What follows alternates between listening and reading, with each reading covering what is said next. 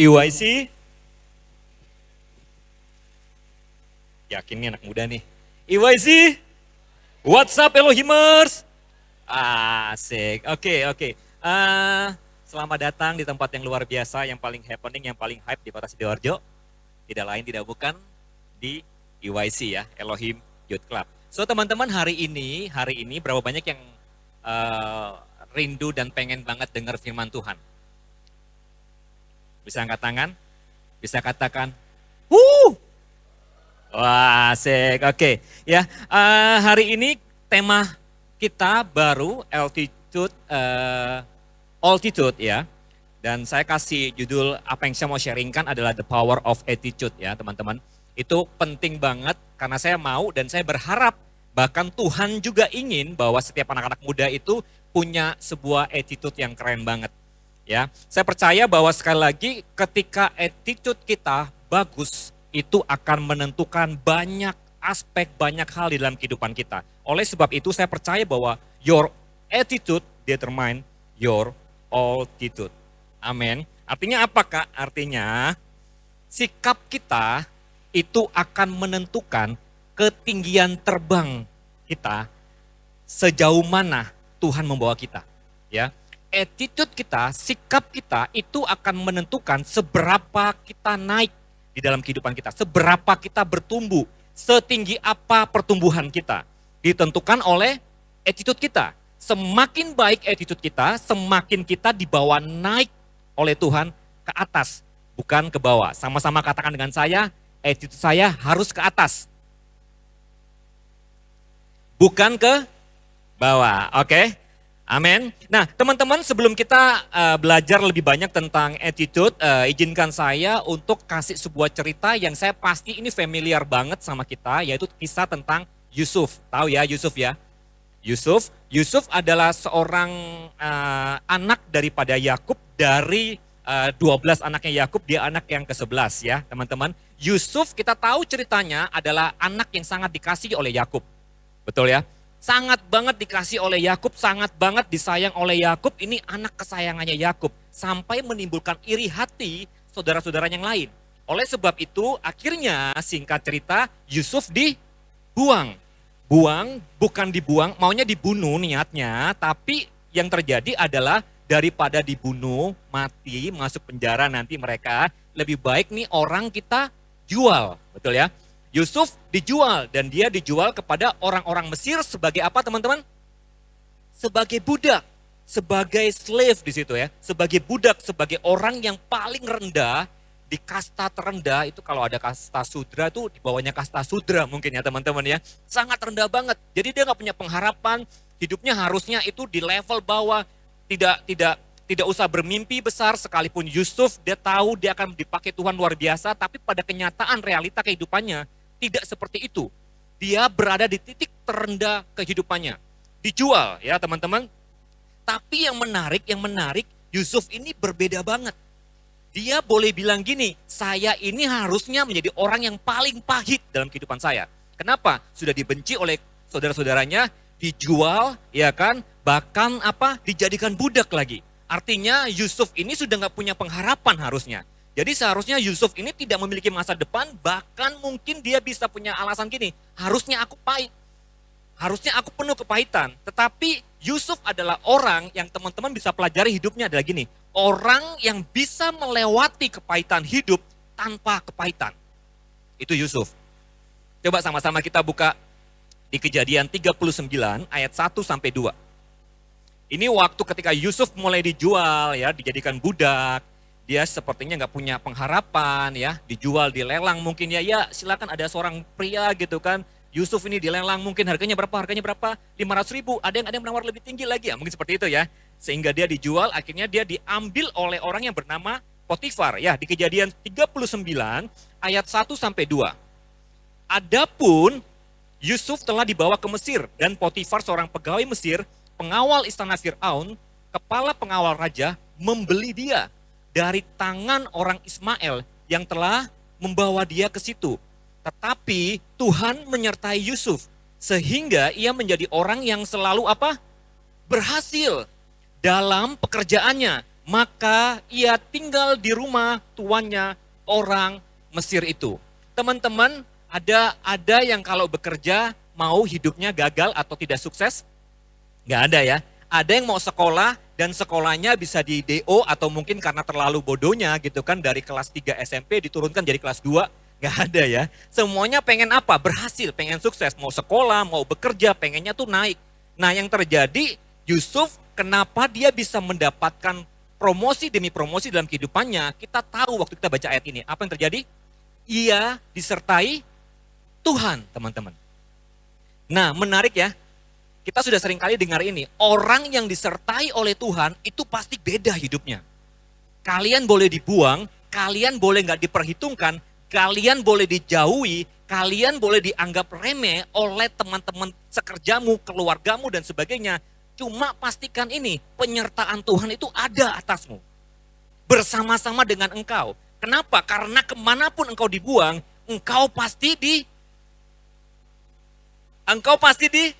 berkati dan disertai teman-teman. Itu janji Tuhan. Cuma permasalahannya ternyata yang bisa membuat Yusuf itu berhasil bukan hanya penyertaan Tuhan. Kita berpikir bahwa penyertaan Tuhan itu cukup. Ya, secara rohani mungkin penyertaan Tuhan cukup. Tapi ternyata penyertaan Tuhan saja nggak cukup. Ada yang membuat dia bisa menjadi orang yang konsisten dan disayang dimanapun dia berada. Apa itu?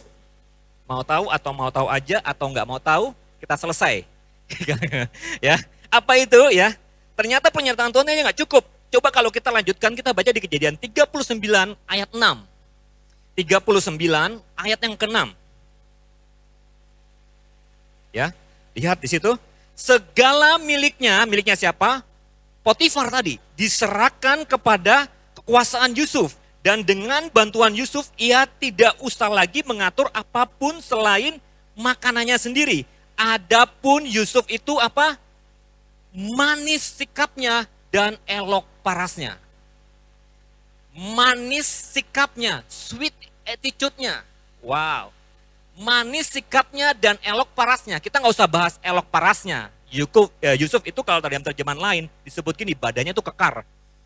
Wah, sering nge-gym mungkin ya. Wah, fit banget. Itu six pack lah. Bukan family pack ya. Saya family pack, teman-teman. Ya, kalau Yusuf tuh mungkin bisa six pack, badannya wah bidang banget, sangat elok parasnya, tampan banget, ganteng banget. Kalau kalian bisa sebutkan artis yang paling ganteng hari ini siapa sih? Kira-kira yang cowok atau yang cewek?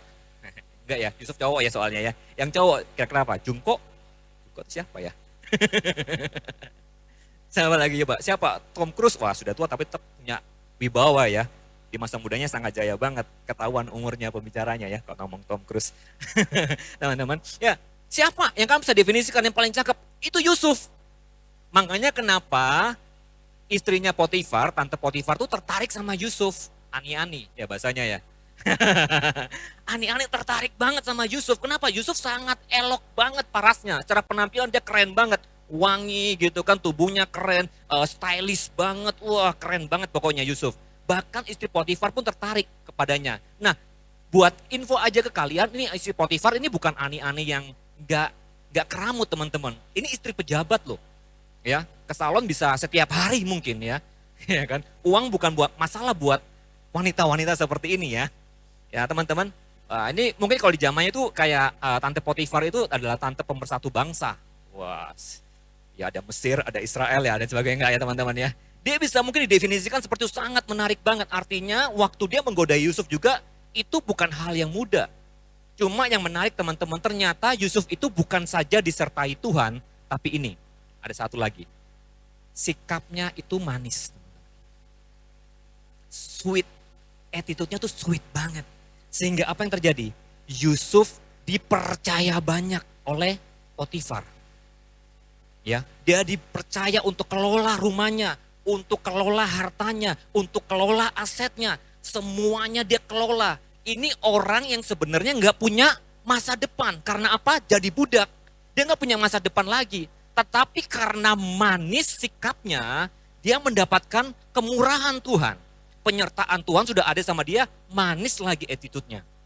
Ini Yusuf banget. Dan Yusuf bahkan waktu dia mengelola rumah daripada Potifar, dia kan difitnah ya teman-teman, betul ya? Dia difitnah karena nggak mau sama tante Potifar, ya kan? Akhirnya dia difitnah. Apa yang terjadi? Dia dipenjarakan. Bahkan Alkitab mencatat waktu dia dipenjarakan, ini orang juga tetap menjadi yang terbaik di penjara itu. Wah, nggak pahit loh teman-teman. Nggak sakit hati. Nggak ngomong gini, awas ya kalau aku keluar nanti aku balas nih ani-ani. Enggak teman-teman. Dia tetap jadi yang terbaik di situ. Bahkan Alkitab mencatat dia menjadi kepercayaan juga kepala penjara. Kenapa kepala penjara bisa percaya sama dia? Karena sikapnya juga baik dan manis teman-teman. Oleh sebab itu sikap itu penting. Attitude itu penting ya. Attitude itu artinya sikap atau respon ya. Jadi sikap kita itu sangat bisa banget menentukan ketinggian terbang kita di dalam hidup kita. Seberapa tinggi kita akan naik itu tergantung attitude kita teman-teman. Teman-teman gini, kalian boleh punya prestasi yang luar biasa ya kan. Juara 1 di dalam semua bidang. Di sekolah kalian juara, olahraga kalian juara, apalagi debat kalian juara. Semua yang kalian lakukan kalian juara. Kalian boleh menjadi anak muda yang di usia mungkin 25 tahun kalian menjadi anak muda yang paling kaya mungkin ya. Kalian bertalenta, bisa nyanyi, bisa main musik, apalagi bisa ngepel, bisa nyapu, bisa apalagi bisa mungkin lakukan yang hebat-hebat, kalian punya talenta begitu banyak, bahkan mungkin juga kalian adalah anak tercantik gitu kan. Di rumah kalian, enggak ya, di sekolah kalian mungkin, di gang kalian, dimanapun kalian berada, kalian bisa punya predikat itu semua. Tetapi teman-teman, kita perlu tahu ini, kalau kita nggak punya attitude yang manis, kita nggak punya sikap yang baik, maka semuanya itu sia-sia. Berapa banyak kita lihat pemain-pemain bola yang begitu punya potensi, ketika mereka sampai di level tertentu, mereka nggak pernah dipakai lagi, gara-gara apa? Attitude-nya tidak baik. Dibilangin nggak boleh makan gorengan teman-teman ya kan? Apa yang terjadi? Ya dikeluarkanlah dari timnas. Ya, nggak boleh datang telat, datangnya telat. Akhirnya apa? Nggak dipakai lagi, padahal baru main sekali. Ya, begitu hebat di awal karir mereka, begitu sampai di Real Madrid, ya kan? Karakternya nggak bener, akhirnya apa? Nggak dipakai, dijual. Padahal dibeli dengan harga mahal. Ada beberapa pemain yang punya karakter buruk yang akhirnya nggak pernah dipakai lagi. Sekalipun mereka bertalenta, sekalipun mereka memecahkan rekor pemain termahal dunia, begitu attitude-nya nggak bagus, itu bakal nggak dipakai lagi. Kenapa? Itu bisa merusak tim. Ya teman-teman, jadi penting banget untuk kita bisa memiliki attitude yang manis. Nah ada beberapa hal yang perlu kita pertimbangkan, atau ada beberapa hal yang perlu kita renungkan dan kita harus hidupi tentang kebenaran dari sebuah attitude ya, sebuah sikap yang harus kita ambil. Ya, yang pertama, kebenaran ini berarti fondasinya adalah firman Tuhan teman-teman ya. Bukan kebaikan, bukan kata orang, tapi ini berdasarkan firman Tuhan. Tahukah teman-teman, yang pertama, attitude yang benar itu adalah sebuah sikap yang kita pilih ya. Jadi sikap yang benar itu tidak ditentukan oleh orang atau oleh keadaan kita, tetapi kita yang memilih. Jadi kalau kita mau bersikap benar, bisa kasih tunjuk ininya, next slide. Jadi kalau kita mau bersikap benar ya, bersikap atau memiliki sebuah sikap yang benar, itu tidak ditentukan oleh orang lain dan keadaan kita. Jadi sikap yang benar tidak ditentukan oleh orang atau keadaan kita, tetapi kita yang memilih.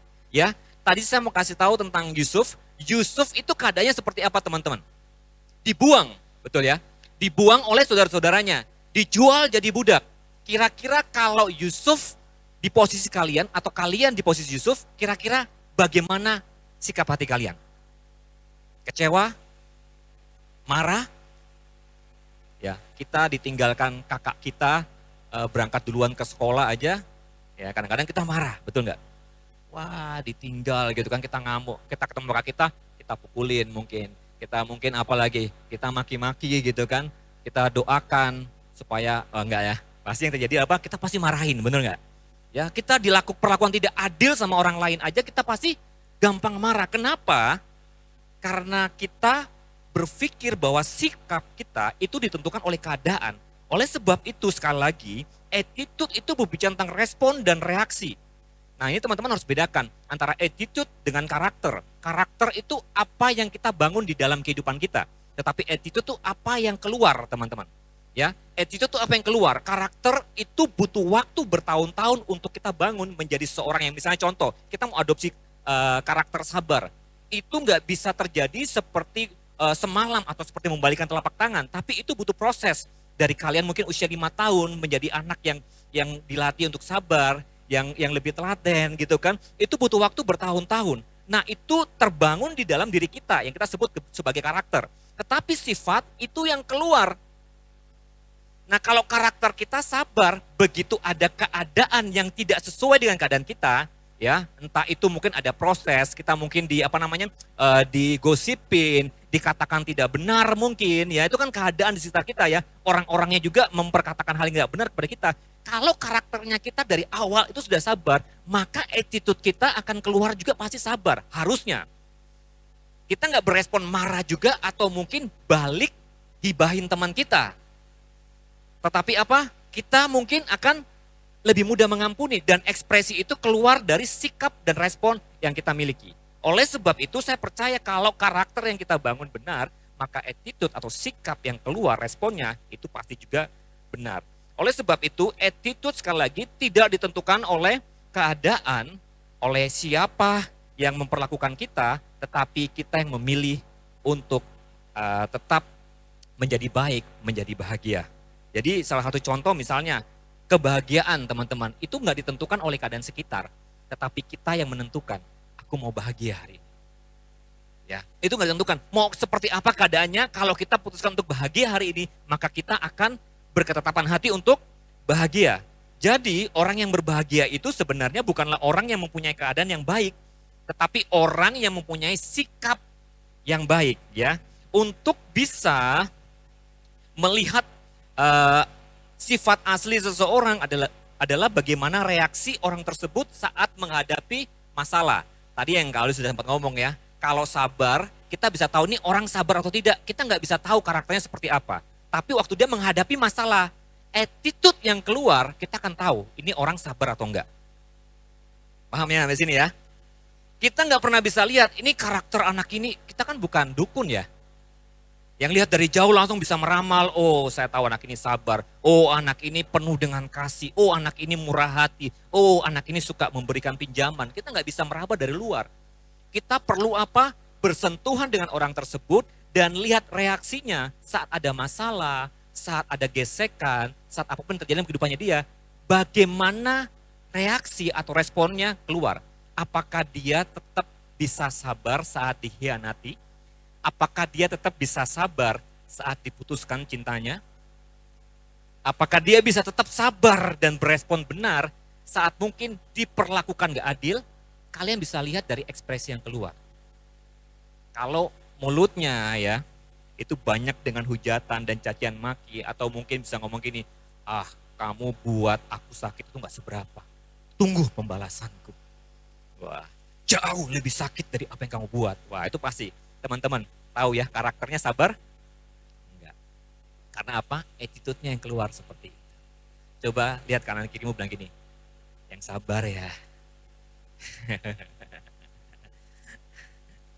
Yang mungkin baru diputusin ya, yang sabar ya. Yang kuat ya. Ini hanya cobaan, tenang aja, jodohmu belum datang ya. Oke teman-teman.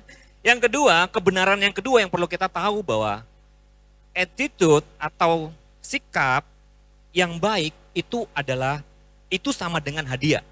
Kalau kita membangun sikap yang baik, itu kita akan mendapatkan reward teman-teman dari Tuhan. Ya, Yakobus 4 ayat yang ke-6. Yakobus 4 ayat yang ke-6 dikatakan seperti ini. Saya akan bacakan di dalam terjemahan sederhana Indonesia. Meski demikian, kebaikan hati Allah bagi kita jauh lebih benar seperti yang dikatakan dalam kitab suci. Allah menentang orang yang sombong tetapi menunjukkan kebaikannya kepada orang yang rendah hati, teman-teman. Lihat, ada kemurahan Tuhan ya kepada orang yang rendah hati. Yusuf memiliki itu. Jadi penyertaan Tuhan itu nggak serta-merta datang kepada Yusuf karena Yusuf dipilih sejak dari lahir. Enggak. Ternyata kepenyertaan Tuhan yang ada kepada Yusuf, yang mengiringi, yang mengikuti Yusuf itu karena attitude-nya, karena sikapnya yang baik. Makanya di situ seperti yang kita baca tadi, kebaikannya itu datang kepada orang yang rendah hati, yang punya sikap hati yang benar, teman-teman. Ya, oleh sebab itu Yakobus 4 ayat yang ke-10 juga berkata seperti ini. Ini penting sekali. Sikap yang baik, rendah hati adalah satu sikap yang baik yang harus kita miliki. Ya, di ayat yang ke-10 berkata gini, rendahkanlah dirimu di hadapan Tuhan dan Ia akan apa? Meninggikan kamu. Teman-teman, percaya atau enggak, tapi kalian harus percaya ini, promosi itu datangnya dari Tuhan. Yang setuju bisa katakan amin. Promosi itu datangnya dari Tuhan, teman-teman. Kalau kalian punya attitude yang baik, percayalah, promosi itu tinggal tunggu waktu buat kehidupan kalian. Kalau kalian mau berhasil, mau sukses, milikilah seperti tadi ya, Yusuf, sweet attitude. Katakan sama-sama dengan saya, sweet attitude. Nah, coba lihat kanan kirimu, kamu sweet banget. Asik. Oke. Sweet attitude. Itu menggerakkan hati Tuhan, teman-teman. Jadi Yusuf itu pribadi yang benar-benar karena karakternya baik, itu kayak dua hal ini, penyertaan Tuhan dengan karakter yang baik itu saling berhubungan. Yang bisa menggerakkan penyertaan Tuhan itu karena Yusuf baik. Karena Yusuf punya karakter, karena Yusuf punya sikap yang benar, itu membuat Tuhan tergerak untuk mencurahkan kasih dan anugerahnya. Hal yang baik. Makanya sikap yang baik itu sama dengan hadiah tuh, saudara. Tuhan akan memberikan hadiah anugerah bagi sikap yang baik. Dan lihat ini, akan mendisiplin jika kita mempunyai sikap yang buruk. Kalau kita dengar kata disiplin itu seperti apa sih teman-teman? Hukuman. Ya, didisiplin, berdiri di pojokan gitu kan. Kasih telinga. Kasih tangan di telinga, terus kaki satu diangkat gitu kan. Itu disiplin ya kira-kira ya teman-teman ya. Atau mungkin didisiplin, atau mungkin dihukum mungkin. Gak dikasih makan selama 3 hari. Wah, itu kayaknya kesannya selalu hal yang negatif ya kira-kira ya. Tetapi disiplin itu sebenarnya gak senegatif itu teman-teman. Kalau kita baik, kita pasti akan di-give sama Tuhan. Tapi kalau kita punya karakter gak baik, kita akan didisiplin. Nah, disiplin itu artinya dididik teman-teman. Dididik atau mendidik. Nah, mendidik itu artinya memelihara dan memberi latihan, yaitu ajaran, tuntunan, pimpinan kepada kita supaya apa? Supaya tingkah laku seseorang itu atau pribadi itu menjadi lebih dewasa dan menjadi lebih baik dari sebelumnya. Jadi kata-kata disiplin itu sebenarnya melatih kita. Bukan menghukum kita, tetapi melatih kita dan mengajar kita. Oleh sebab itu, Ibrani 12 ayat yang ke-7, Ibrani 12 ayat yang ke-7, dikatakan seperti ini, jika kamu harus menanggung ganjaran, Allah memperlakukan kamu seperti anak, di mana terdapat anak yang tidak dihajar oleh ayahnya. Itu kayaknya keras banget ya, dihajar oleh ayahnya. Tapi kalau dalam terjemahan bahasa Inggris itu kata-kata dihajar tuh didisiplin. Ya, bukan berarti kamu dimusuhi atau dikasih sebuah punishment yang berat banget, enggak, untuk melatih kamu supaya lebih baik lagi.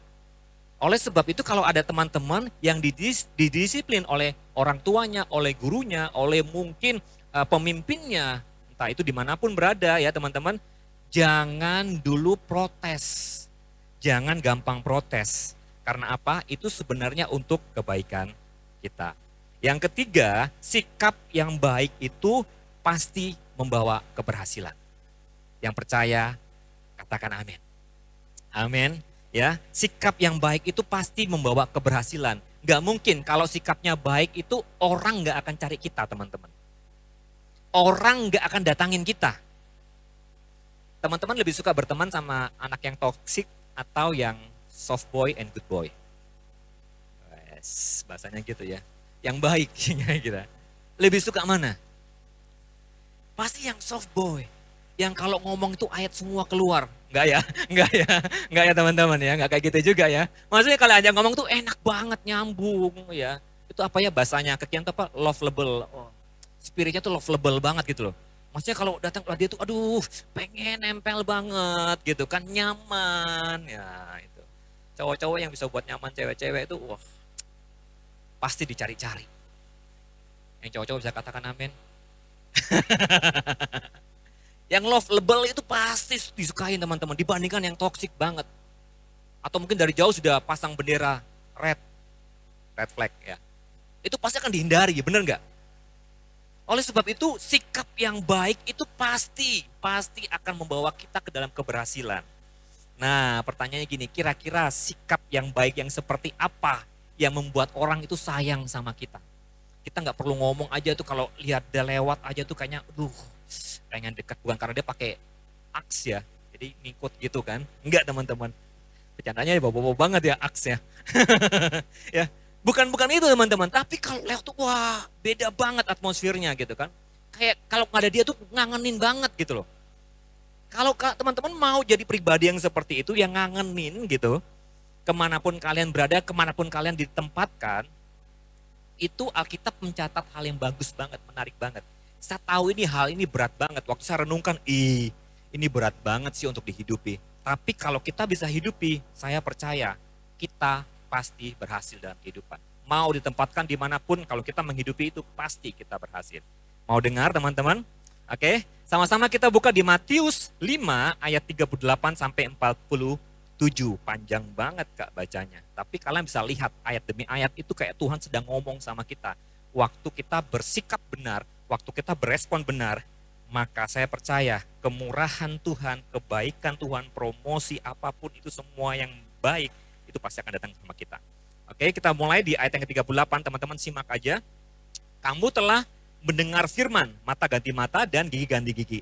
Tetapi aku berkata kepadamu, janganlah melawan orang yang berbuat jahat kepadamu. Melainkan siapa yang menampar pipi kananmu, berilah juga kepadanya apa? Pipi kirimu. Kata-kata melainkan itu respon kita teman-teman. Itu sikap kita yang benar seperti apa. Kalau kita diperlakukan jahat sama orang lain. Ada yang ketika ditampar mau kasih pipi kiri. Pak gitu kan. Gak sakit. Wah, berat ya. Itu respon teman-teman. Itu sikap yang harus kita miliki. Dan tidak semua orang bilang, Kak itu gak masuk akal. Gak masuk di logika kita. Ya memang benar. Alkitab itu anti mainstream teman-teman. Tapi waktu kita kerjakan itu, wah itu dampaknya. Kalian pasti dicari orang yang seperti ini, sabarnya minta ampun. Ya enggak sih? Orang yang ditampar pipi kirinya kasih pipi kanannya. Kebalik ya, pipi kanannya kasih pipi kiri ya. Kita nggak diajarin untuk membalas. Nah, jadi akhirnya kebawa bercandaan ya, kalau tukang parkir ya, kiri. Balas kanan. Enggak Pak, kita nggak diajarin untuk membalas di dalam Alkitab. Enggak ya teman-teman. Artinya kalau kalian ditampar pipi kiri, kalian kasih pipi kanan, itu adalah sikap respon yang benar. Yang kedua, yang selanjutnya di ayat yang ke-40. Dan kepada orang yang hendak mengadukan engkau karena apa? Mengingini bajumu, serahkanlah juga jubahmu. Orang minta bajumu, kasih juga jubahmu, kasih jaketmu, kasih jasmu, semua kamu kasih. Supaya apa? Kita bisa menggalang dana teman-teman untuk retreat. Enggak bercanda ya, bercanda teman-teman. Nah, ada tindakan apa? Menyerahkan.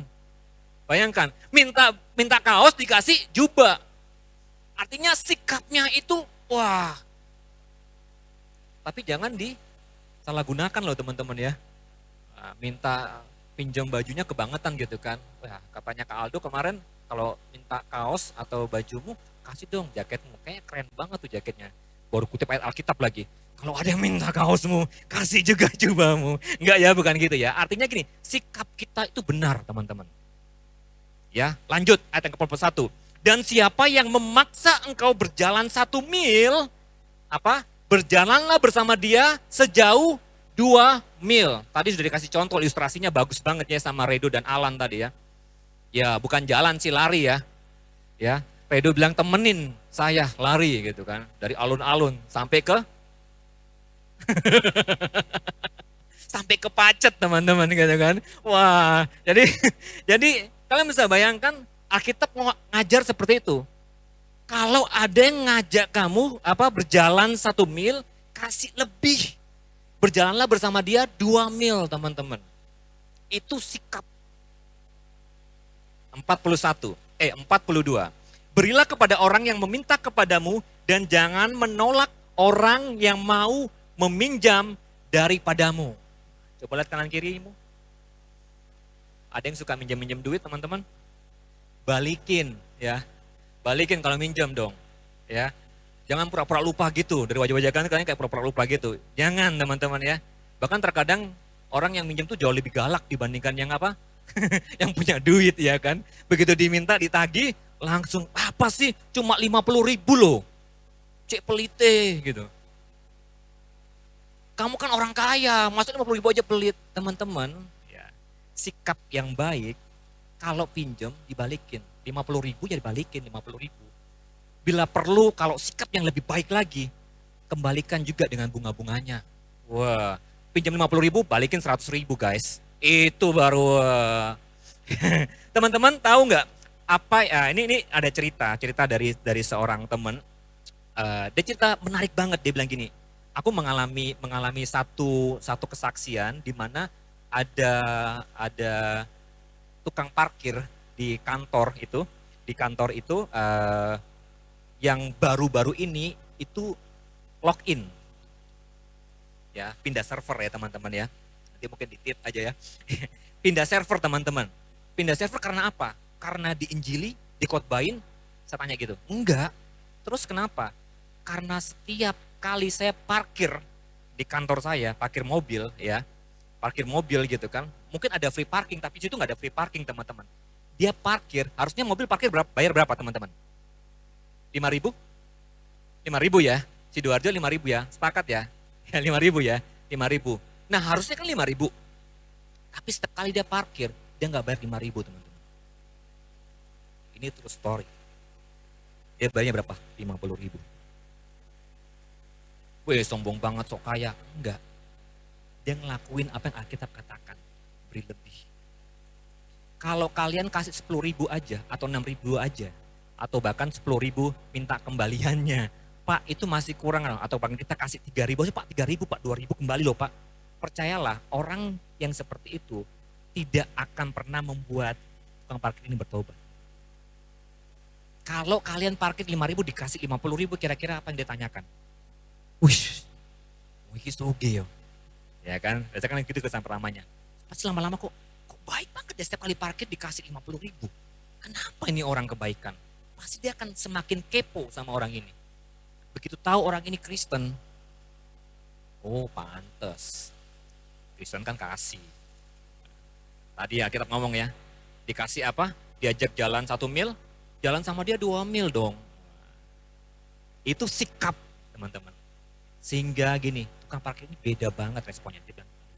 Ini beda banget loh sama orang sebelah. Kadang-kadang gak mau bayar parkir, tapi bapak ini selalu kasih lebih. Waktu mereka pindah office-nya ke tempat lain, ini tukang parkir nangis datang sama dia. Pak, jangan pindah.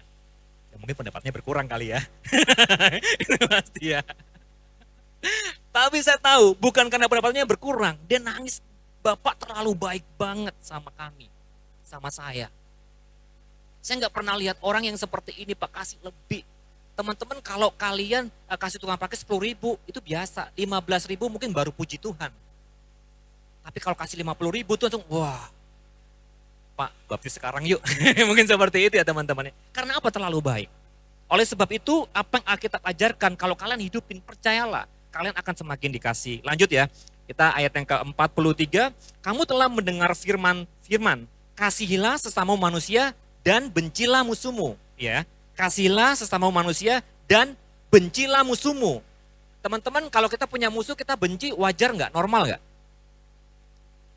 Normal ya, sudah buat sakit kok. Kita benci itu wajar. Kita disakitin, kita dilukain, tiba-tiba ya minimal kita silent treatment. Wes.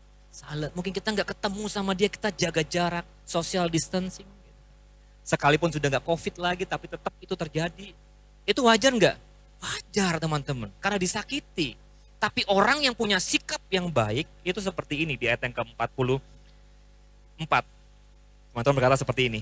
Tetapi aku berkata kepadamu, kasihilah musuhmu. Bukan bencilah musuhmu. Kasihilah musuhmu, bahkan bukan cuma kasihi. Berdoa bagi mereka yang menganiaya kamu.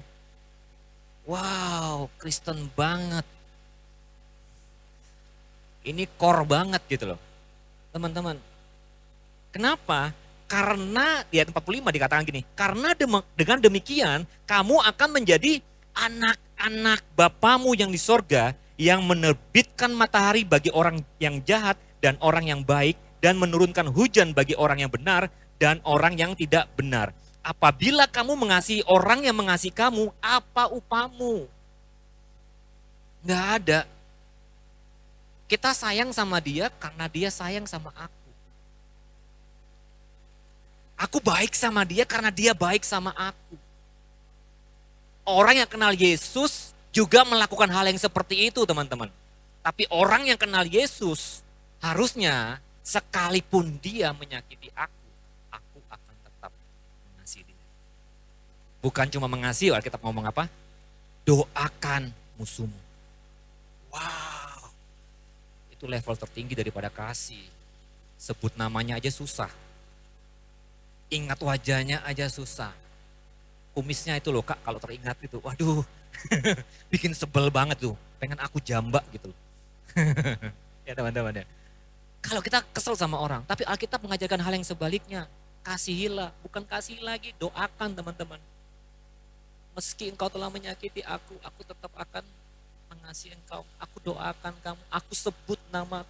Bukan hanya di doa ibuku aja, Kak, namamu disebut. Di doaku juga kamu, namamu juga disebut. Wah, sedap. Itu keren banget teman-teman. Keren banget. Kalau kita menjadi anak-anak Tuhan yang punya attitude seperti itu, percayalah, perusahaan sekeren apapun pasti akan cari kamu. Karena mentalitas kita, sikap kita itu beda banget, di atas rata-rata. Tapi kalau kita sama seperti teman kita, walah dibayar sama ini kok ojo kerja lebih-lebih rek. Ya kan sering kali kita dengar itu ya. Udah kerja sesuai dengan job desk aja udah. Gak usah lebih-lebih. Aduh, dibayar 1 juta gitu kan. Udah kerja kayak orang dibayar 1 miliar. Ada yang ngalami? Kalau ada yang ngalami mungkin bisa katakan aduh. Ya teman-teman. Sekali lagi di ayat yang ke-47 dikatakan, dan apabila kamu memberi salam kepada saudara-saudaramu saja, apakah lebihnya daripada perbuatan orang lain? Bukankah orang yang tidak mengenal Allah pun berbuat dengan demikian? Yang lebih parah gini, kita ini sudah kenal Yesus, sudah dengar ayat ini, ternyata sikap kita, attitude kita itu tidak jauh lebih baik daripada orang yang kenal Tuhan. Itu buruk banget teman-teman. Itu pasti gini, kegagalan sudah ada di depan matamu. Jangan harapin sukses, jangan harapin berhasil. Kegagalan pasti sudah ada. Karena apa? Standar kita aja sama orang yang tidak kenal Tuhan aja di bawah rata-rata. Oke, dengan cepat sebelum kita selesai. Ada 4 hal yang membunuh attitude. Ada 4 hal yang seringkali membunuh kita punya sikap yang baik. Yang pertama dengan cepat adalah pengharapan atau ekspektasi yang salah teman-teman. Seringkali kita berekspektasi suatu hal yang terlalu tinggi sehingga waktu itu tidak kesampaian, yang terjadi adalah apa? Kekecewaan. Sehingga apa? Tadi, jangankan kerja extra mile, 2 mil lebih jalan sama dia. 1 aja kita belum tentu mau jalan. Kenapa? Karena sudah keburu kecewa. Ya. Yang kedua, ini yang penting, yang membunuh sikap kita sehingga kita tidak bisa bersikap baik seperti apa yang Alkitab katakan adalah gini, membandingkan teman-teman. Jangan pernah membandingkan diri kita dengan yang lebih baik. Ya. Yang lebih kaya, yang lebih hebat, yang lebih cakep, yang lebih kurus, yang lebih langsing, yang lebih putih, yang lebih. Tetapi bandingkan diri kita, kalau bisa ya, dengan yang kurang. Kita naik motor, begitu teman kita naik mobil, wah Tuhan kenapa gak berkati aku dengan mobil juga Tuhan. Akhirnya apa? Tuhan gak berkatin juga dengan mobil, besok aku gereja. Naik motor gitu, teman kita naik sepeda, wah Tuhan aku pengen sepeda. Pengen motor ya, pengen motor. Kenapa saya gak diberkati juga dengan motor? Akhirnya apa? Kecewa. Kenapa kita gak compare diri kita dengan yang kurang teman-teman? Saya gak bilang gini, bukan berarti tidak boleh belajar sama yang lebih. Kalau belajar boleh, tapi membandingkan diri kita dengan orang yang lebih, itu akan membuat kita kehilangan attitude yang baik. Bersyukur kalau kita sampai hari ini masih bisa jalan tanpa alat bantu. Amin. Bersyukur kalau kita masih bisa bernafas itu tanpa oksigen tambahan. Yang enggak ada ya, Edo kemarin baru cedera, dan waktu dia cedera dia bilang, Kak aku sedih kenapa Dok? Ya aku cedera dan ternyata hasil apa ya, bukan otopsi ya, hasil daripada pas waktu ke dokter onkologi, otopsi kayak pembunuhan ya teman-teman ya. Hasilnya itu harus operasi, padahal cuma jatuh dari 2 tangga aja, itu kan harus operasi. Aku bilang ya udah operasi aja loh, operasinya mahal Kak, ratusan juta, wah ya udah deh sangkal putung aja Dok. Enggak ya teman-teman ya. Ya udah kalau memang perlu operasi ya operasi, kita doakan. Kalau bisa terjadi kesembuhan ya kesembuhan, kita doakan untuk kesembuhan juga. Tapi aku percaya kalau memang harus operasi pasti Tuhan cukupkan semuanya. Ya bayangkan hanya untuk suatu hal yang kecil aja itu kita butuh banyak loh anugerah Tuhan. Makanya waktu kalau kita masih sehat sampai hari ini semuanya karena anugerah Tuhan. Oleh sebab itu jangan pernah membandingkan. Yang ketiga yang menghilangkan atau menghancurkan itu kita adalah merasa berhak teman-teman. Ya. Orang yang merasa berhak akan menjadi orang yang suka menuntut. Aku berhak loh dapat yang lebih. Aku berhak loh diperlakukan lebih baik lagi. Karena apa? Aku sudah bekerja sampai mati-matian. Kayak lagunya Mahalin ya. Ya, kayak sudah bekerja mati-matian teman-teman untuk suatu pekerjaan tertentu. Dan ternyata kita tidak diperlakukan seperti apa yang tadi kita ekspektasikan. Dan kita ngomong gini, aku berhak dapat lebih. Nah orang yang mengutip kata-kata selalu berhak untuk dapat lebih adalah orang yang suka menuntut. Waktu saudara menuntut dan tidak seperti apa yang kalian harapkan, kalian akan mudah kecewa. Sikap yang keluar akhirnya apa? Ya tadi, kerja males-malesan, ke sekolah sudah males-malesan. Aku tuh berhak loh punya uang jajan seperti kakak misalnya. Kakak dapat 1 juta, harusnya dapat 1 juta juga gitu kan per bulan, per hari misalnya. Begitu kita dikasih cuma 50.000, kita komplain. Dan kita nuntut hak kita. Kita demo sama orang tua kita. Kita ajak teman-teman kita untuk demo juga sama keluarga kita. Enggak ya teman-teman ya? Jangan. Kalau itu terjadi dalam kehidupan kita, sikap kita seperti itu, maka kita akan kecewa dan kita nggak pernah memiliki attitude yang baik. Yang keempat, ya selalu negatif. Orang yang attitude-nya nggak baik itu akan selalu sikap selalu negatif itu akan membuat kita tidak pernah memiliki attitude yang baik. Selalu negatif itu seperti contoh, selesai. Contoh seperti kayak apa ya? Oke, contoh itu seperti gini, seperti teman-teman, saya orang yang selalu negatif ya. Saya memakai kacamata hitam.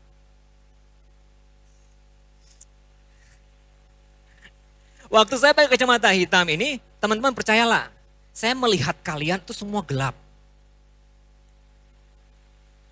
Hitam semua, hampir sama lagi gitu kan. Wah wajahnya ini mana, si ini mana, si A ini mana, si B mana. Semuanya gelap. Nah negatif, sikap yang negatif itu seperti kacamata yang kita pakai di mata kita.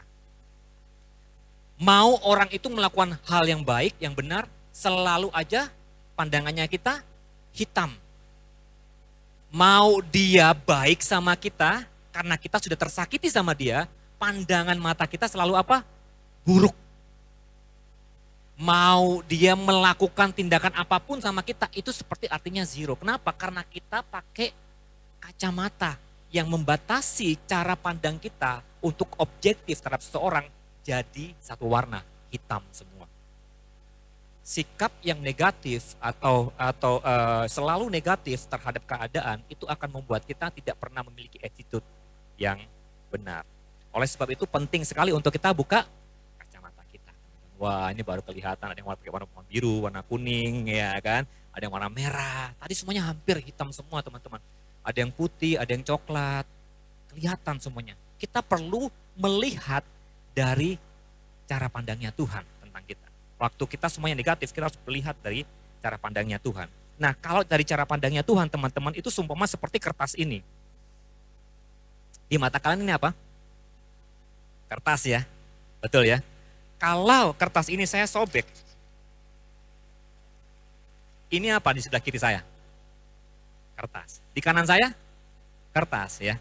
Saya lipat-lipat kertas ini. Ini apa teman-teman? Kertas. Ini juga kertas. Mau apapun kondisinya, kita tetap memandang hal ini sebagai kertas. Mau dia sobek, mau kita untel-untel bahasa Jermannya gitu kan, tetap kertas. Mau kita injak-injak gitu kan, tetap kertas ini teman-teman. Jadi miliki cara pandang yang seperti itu supaya apa? Kita melihat permasalahan apapun di sekitar kita tetap menjadi orang yang positif untuk bisa melihat sesuatu. Lihat pakai kacamatanya Tuhan, bukan pakai kacamata hitam kita. Oke, saya undang pemain musik dan WL singer. Saya akan akhiri dengan 4 hal yang membangun attitude kita dengan cepat. Yang pertama, belajar untuk bersyukur. Orang yang bersyukur itu orang yang memiliki salah satu sifat attitude yang baik.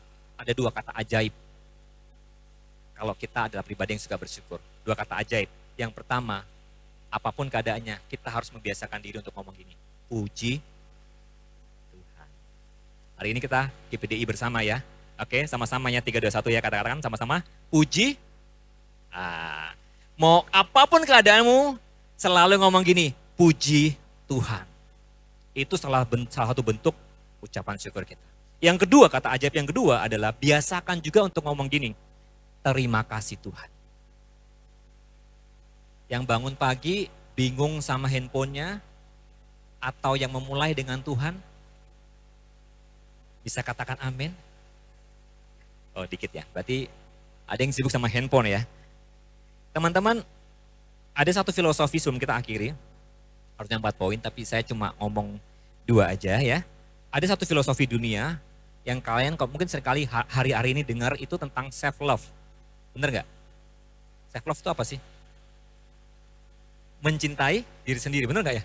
Begitu ya definisinya ya. Self love, wah, save yourself gitu kan, love yourself gitu kan, cintai dirimu, sayangi dirimu. Nah, terkadang gitu loh, kalau kita belajar untuk self love karena keadaan kita mungkin sudah terlalu capek, kerja mungkin 24 jam atau mungkin kita sudah hampir kerja 6 hari dalam seminggu, kita kerja terus, kita mencoba untuk memanjakan diri kita. Teman-teman, self love bukannya saya nggak boleh kalian untuk mencintai diri sendiri, nggak apa-apa dengan itu, tapi jangan self love. Karena self love kalau kalian latih everyday untuk sayang itu kamu sudah capek ya, kasihan badanmu, kayak gitu-gitu ya. Itu lama-lama akan menggiring kita kepada selfish teman-teman. Karena orientasi daripada self love ada diri sendiri. Ya. Tahukah teman-teman, Alkitab itu udah ngomong tentang self love yang benar. Mazmur 116 ayat yang ke-7. Kalau ini terjadi sama kalian mulai khawatir, kalian capek, lelah dengan omongan-omongan netizen, ya, omongan-omongan teman-teman kamu yang tidak membangun, ingat Alkitab itu juga ngomong tentang self love, tapi caranya berbeda. Ya, di Mazmur 116 ayat 7 berkata seperti ini, kembalilah tenang, hai jiwaku. Sebab apa? Tuhan telah berbuat baik kepadamu. Yang dunia katakan love yourself. Tetapi kalau Alkitab yang ngomong, kebenaran yang ngomong, jiwamu memang harus perlu istirahat. Tetapi ingat, kalau firman Tuhan ngomong selalu apa ujungnya? Selalu nama Tuhan dipermuliakan. Tenanglah hai jiwamu, sebab apa? Tuhan berbuat baik kepadamu. Bedanya di situ. Jadi belajarlah untuk memperkatakan firman Tuhan dibandingkan sekedar mengasihi diri sendiri. Ya. Jadi yang di rumah, please yang bukan manja-manja gitu, oh udah kamu udah terlalu baik, kamu disakiti kayak gitu. Katakan firman Tuhan aja. Tenanglah jiwaku. Tuhan sudah berbuat baik sama kamu. Ingat kasih Tuhan, Tuhan sayang sama kamu. Coba lihat kiri kanan kanannya sebelum kita selesai. Katakan Tuhan sayang sama kamu. Amin, amin. Sisanya nanti biar diteruskan di minggu ketiga, minggu keempat, teman-teman. Kita ngomong soal attitude, ya. Pasti akan lebih seru lagi. Karena aku dasarin dengan segala sesuatu dengan kebenaran firman Tuhan. Saya berdoa kita semua belajar sesuatu siang hari ini, ya. Terus belajar firman Tuhan, memperkatakan firman Tuhan karena itu kekuatan kita. Yuk sama-sama saja kalian bangkit berdiri.